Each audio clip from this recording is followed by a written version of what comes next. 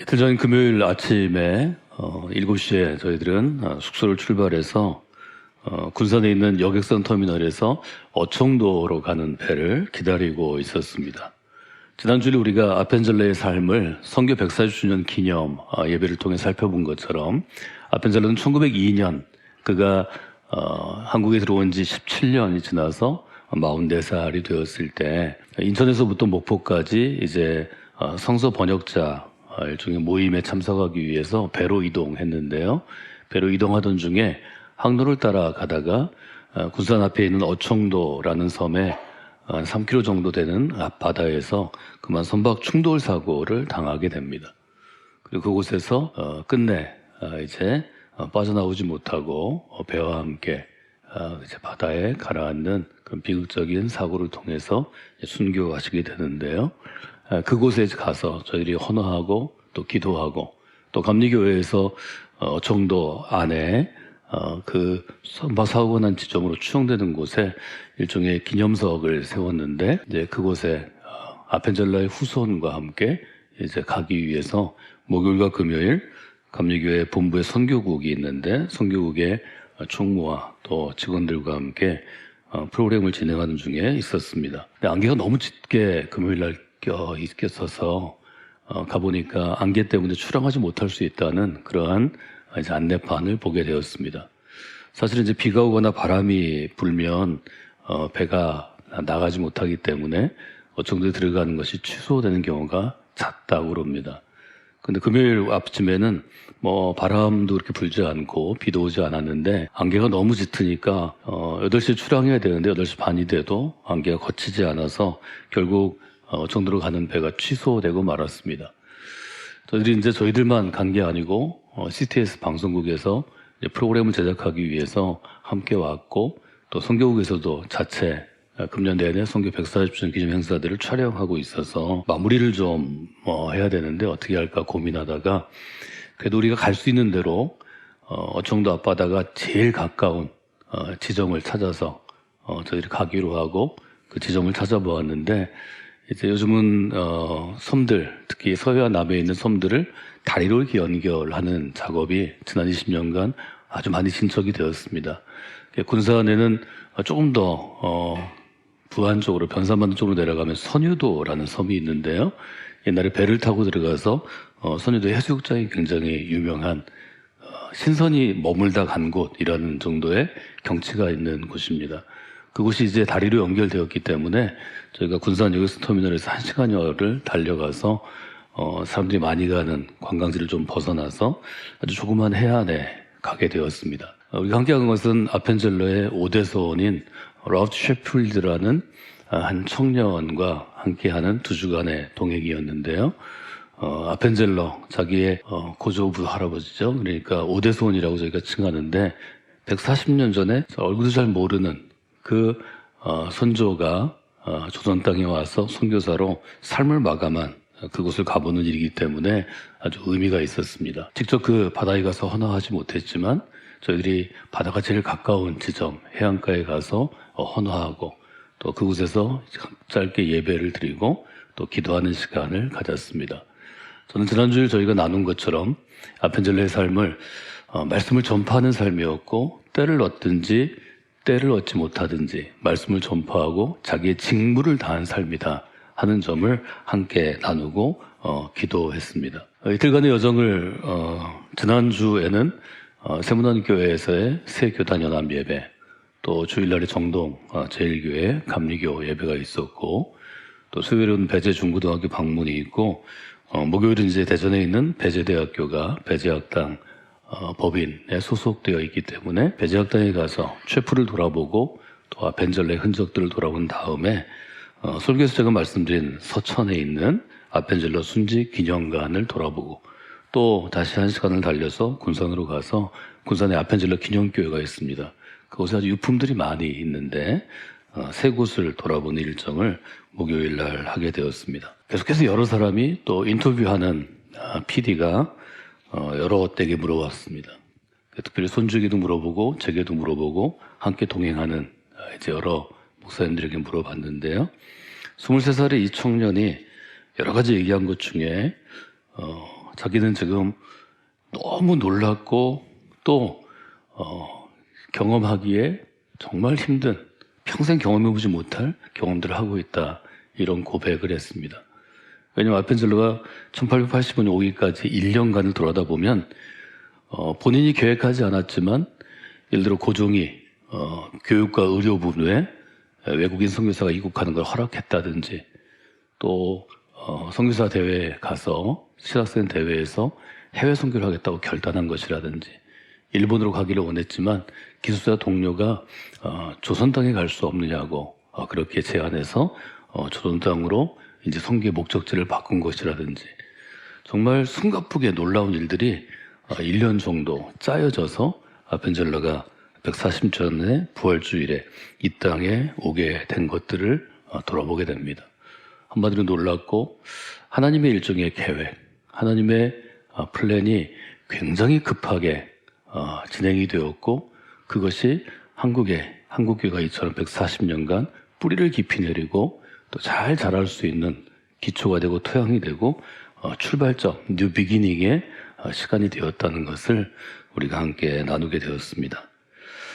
특별히 같이 했던 이제 선교국의 부장으로 일하는 직원들, 또 목사님들이 과연 저 청년이 140년 전에 자기의 선조였던 할아버지가 한 일이 이런 놀라운 결과를 가져온 것을 어떻게 받아들일까 하는 점을 여러 가지 생각하면서 이야기를 나눴습니다. 한번 생각해 봤습니다.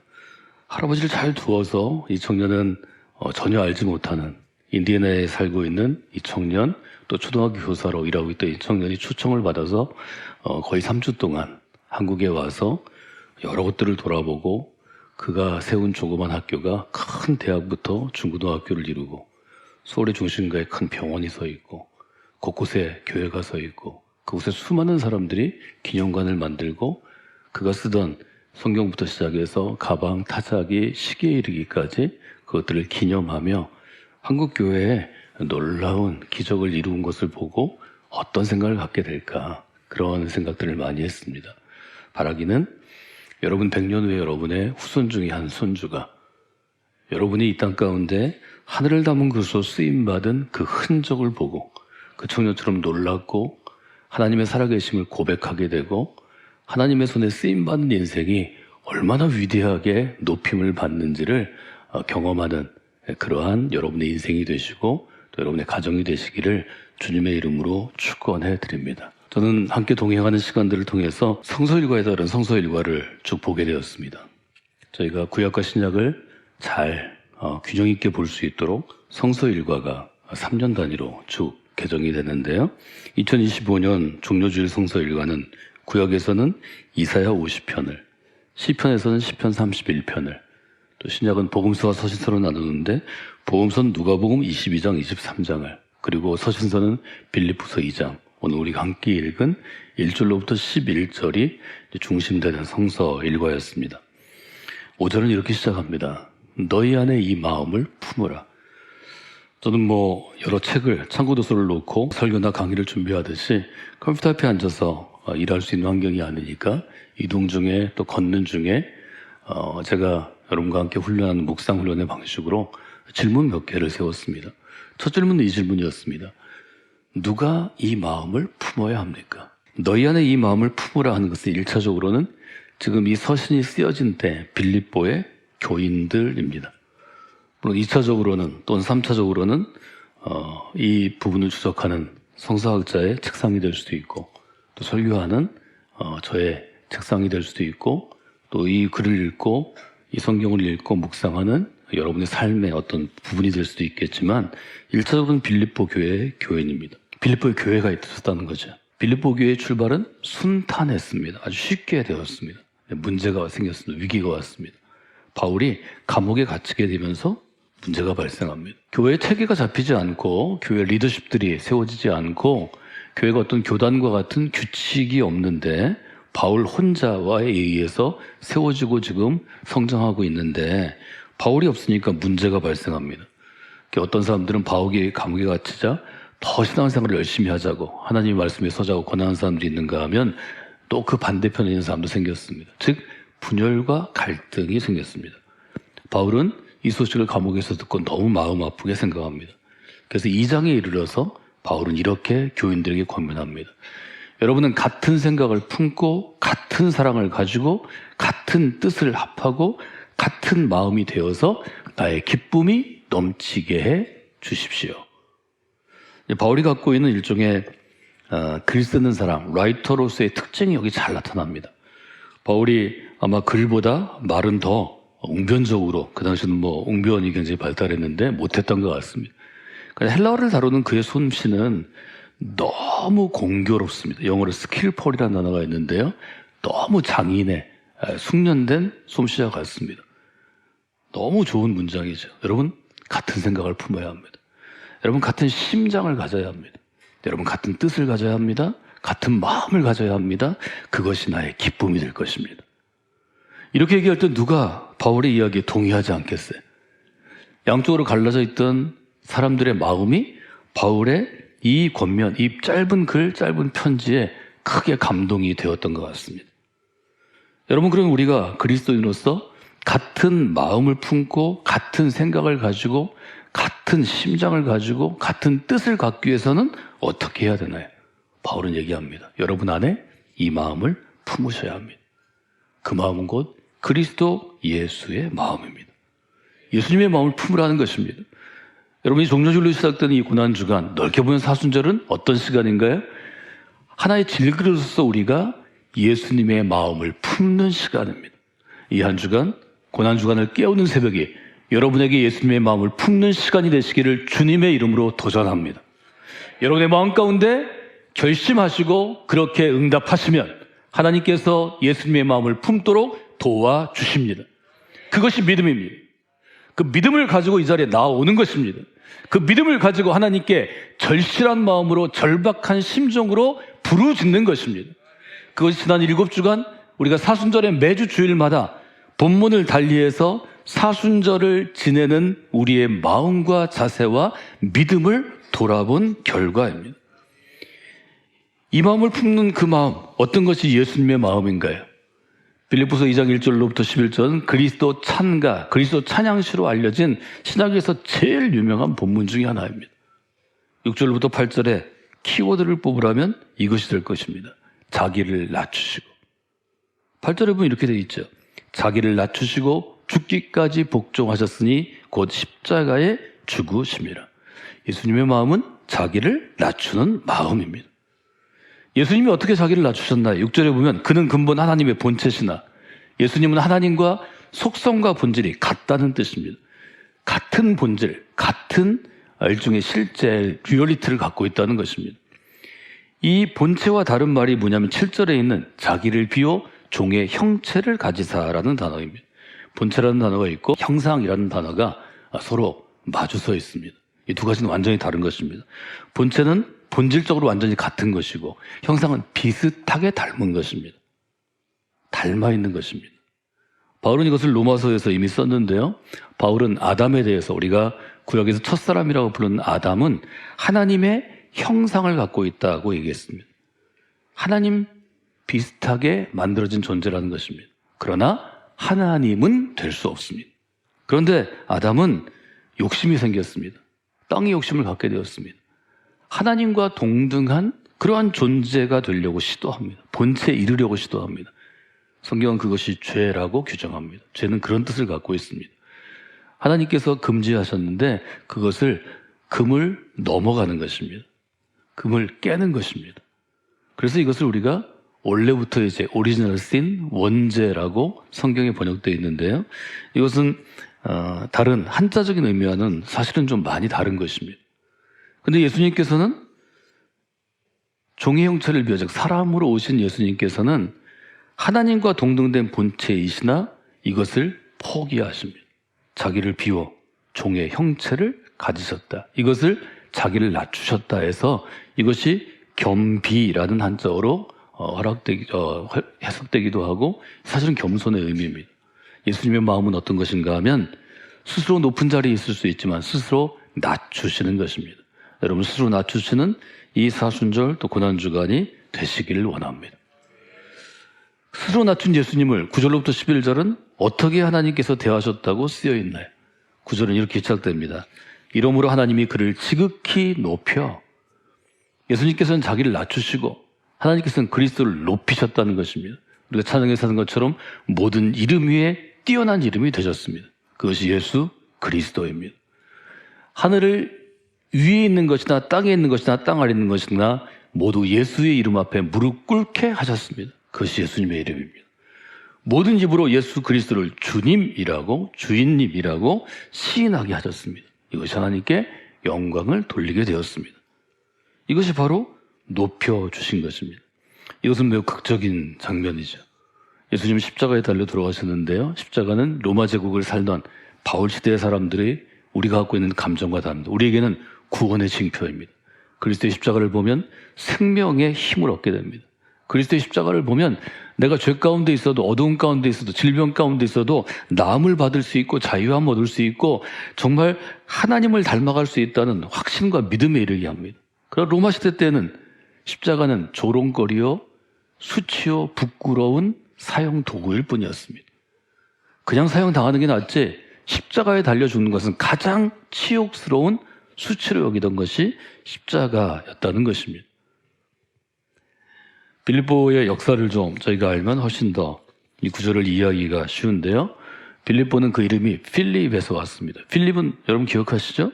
기원전 356년 알렉산더의 아버지 이름입니다. 아버지가 필립 왕이었습니다. 그 아버지로부터 시작된 도시고 이것은 일종의 관문 도시였습니다. 관문 도시는 이걸 통해서 대륙이 바뀝니다. 유럽에서 빌립보를 통해 아시아로, 아시아에서 빌립보를 통해 유럽으로, 이 문과 같은 도시였다는 거죠. 근데 바울 당시에는 로마 황제인 아우구스투가 새로운 정책을 써서 이 빌립보가 신도시가 됩니다.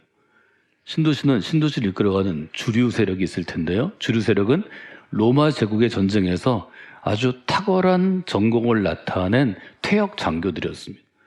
이 사람들에게 뭔가 보상을 해줘야죠. 대우를 해줘야죠.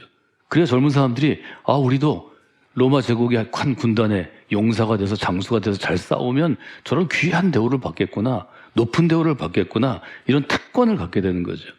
빌립보는 로마의 황제가 높여준 퇴역 장교들이 주류가 되는 곳이었습니다.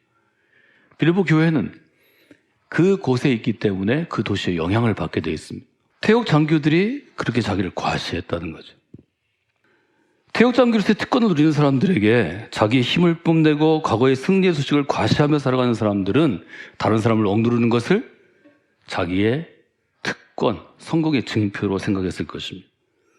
즉 빌립보에 있는 상류층들은 자기를 스스로 높이는 사람이었습니다. 지금 바울은 빌립보서 이 2장의 이 위대한 선언을 통해, 위대한 찬양시를 통해서 예수님은 하나님이 높이셨다고 이야기하는 것입니다. 여러분, 그럼 그리스도는 어떻게 살아야 될까요? 이것을 성경 주석을 하는 한 학자가 이렇게 요약했습니다. 내가 스스로 높아지려고 애쓰는 인생인가? 아니면 하나님이 높여주시는 인생인가? 그리스도인은 첫 번째, 내가 스스로 높이는 인생을 살아야 되나요? 아니면 두 번째, 하나님이 높여주시는 인생을 살아야 되나요? 답이 너무 분명하잖아요. 1번인가요? 2번인가요?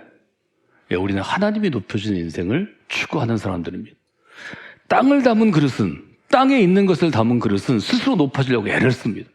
그래서 너무 열심히 공부해서 한국은 입시 지옥이 되었습니다. 좋은 직업을 갖겠다고 몇 가지 직업, 3개나 4개의 직업에 올인합니다. 그래서 그 시험을 준비하는 학생들이 100만에 이르게 되었습니다. 저는 이런 사회를 반드시 바꿔야 한다고 생각합니다. 그리스도인이 한국 교회가, 감리교회가, 성광교회가 바꿔야 한다고 생각합니다. 그렇게 평생을 여러분에게 도전했지만 바꿔지지 않고 점점 고착화되는 게 저의 제일 큰 고민이고 갈등이고 사실은 하나님을 향한 제 간절한 기도의 제목이기도 합니다. 여러분, 땅에 속한 것을 추구하는 그릇에 머무르거나 그 그릇에 묶여 있어서는 아니 됩니다. 하나님께서 여러분이 하늘에 속한 것을 담는 그릇이 되기를 원합니다. 하나님께 속한 것, 하늘에 속한 것, 바울의 표현을 하면 신령한 것을 담는 그릇이 반드시 되셔야 합니다. 목요일, 금요일 아펜젤로 호준과 함께하는 일정이 있었고요. 그 전에 수요일은 감독회의에서 감독회장님과 함께 저희가 군 부대를 방문하는데요. 사단을 방문했습니다. 해병대 2사단입니다. 저희들이 같이 가서 그 솥의 책임지는 군목의 브리핑도 듣고 사단장과 또 보직 장교들과 설명을 듣고 전식사를 한 다음에 애기봉에 올라왔습니다. 이곳에 가시면 애기봉이라는 표지석이 있고요. 표지석 옆에 평화의 종이 있습니다. 한번 가시면 이 평화의 종 앞에서 제가 들려드린 이야기를 한번 생각해 보시고 북녘 땅을 향해서 울리는 평화의 종을 위해서 기도해 보시면 좋을 것 같습니다. 이 평화의 종은 종루, 그러니까 종을 매달아대는 이런 기둥을 세우고 대들보에 매달려 있는 게 아니고 유엔이라는 두 글자를 형상화한 철 구조물에 매달려 있습니다. 이것을 디자인한 사람은 아놀드 슈워츠만이라는 디자이너인데요. 88 올림픽의 디자인 전문위원으로 위촉된 분이라고 합니다. 누가 만들어야 되겠죠. 만든 사람은 국가무형유산 기능 보유자인 원강식 선생입니다. 중요한 건 종의 재료입니다. 저 종을 만든 건 6.25 전쟁의 유해를 발굴하는, 아직 이름도 모르는 혹은 찾지 못한 수만 명 유해 발굴 현장에서 나온 탄피를 녹여 만든 것입니다. DMZ, 우리가 비무장지대라고 부르는 곳이 있죠. 거기 철조망이 있습니다. 철조망을 뜯어냈죠. 철조망을 뜯어내서 그 철조망을 녹인 것입니다. 그리고 애기봉은 전통적으로 북녘 땅을 향해서, 개성을 향해서 성탄절에 한국 교회가 성탄 트리를 늘 점등하던 것, 지금은 하지 못합니다. 뭐 여러 가지 어려움이 있습니다. 그 철탑에 파편이 들어간 것입니다. 평화의 종에 대해서 우리를 안내했던 그 군무 책임자가 군사역을 하는 책임자인 김모 K 목사님이 이렇게 설명을 합니다. 이 종을 만든 재료는 죽음의 재료입니다. 누군가를 죽이기 위해서 총을 쏘는 것입니다. 누군가를 막기 위해 철조망을 하는 것입니다. 이것은 모두 죽음의 상징들입니다. 그런데 이 죽음의 상징들을 녹아서 좋은 뜻을 가지고 평화의 종을 하고 이 평화의 종을 치면 멀리 떨어진 개성까지 이 종소리가 들린다는 것입니다. 그 평화의 종은 곧 생명의 종이라는 거죠. 죽음의 재료가 생명의 종으로, 생명의 소리로 바뀌겠다는 거죠. 자기는 십자가가 그렇다고 젊은 병사들에게 설명한답니다. 십자가는 사형의 도구였습니다. 사형은 죽는 것입니다. 죽이는 도구입니다. 그런데 그 십자가를 그리스도가 지심으로 말미암아 생명을 살리는 통로가 되었습니다. 이것이 복음입니다. 복음이 무엇이냐고 물어본다면 죽음의 도구인 십자가가 예수 그리스도 이후에 그를 주로 시인하고 믿는 모든 이에게 생명의 통로요, 생명의 그릇이 되었다고 여러분이 고백하시면 되겠습니다. 그것이 우리가 사순절을 지내고 고난주간을 지내고 부활절을 맞는 의미입니다.